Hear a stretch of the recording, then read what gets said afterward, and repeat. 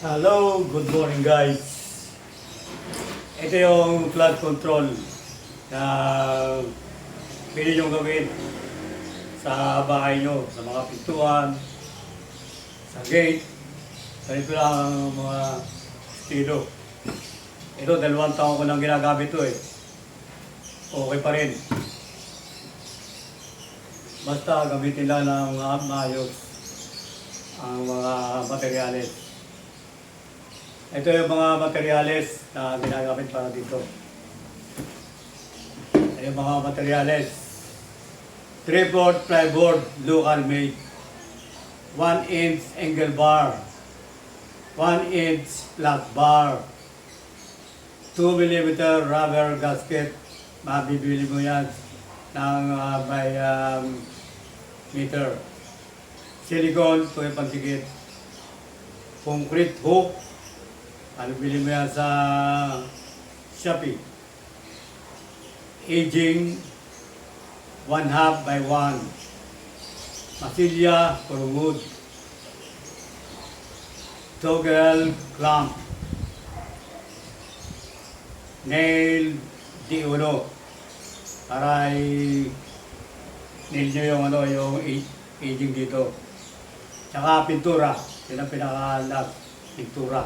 Kailangan pinturahan nyo ito ng katulad ito maayos, medyo makapal para maging water resistant.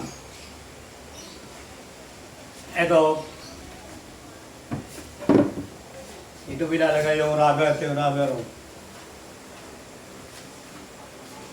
2mm kapal nito, pwede namang 3mm 2mm o 3mm pwede dito para ito yung pinalagay yung sa lalagay mo doon sa YouTube channel. Ganon. Papakita ko sa inyo yung YouTube channel.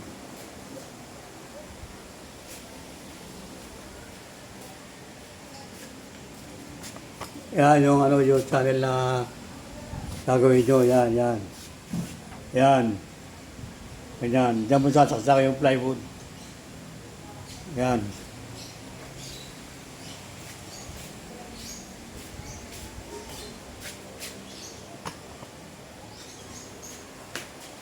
Tapos, ikukuha ko sa inyo ito. Ito yung listahan.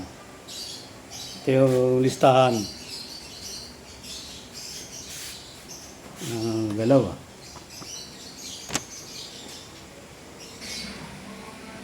Ito yung listahan ng mga materyales na bibilin para makabuo ka ng isang flood barrier. Depende sa size, kung ano gusto nyo kalaking size ang gagamitin nyo na flood barrier. Yan. Kailangan nyo dyan, karpintero. Dahil mostly carpenter ang kailangan dyan. Yan lang mga ka-vibes, mga kabili ng Lubang Occidental, Mindoro. Bye-bye!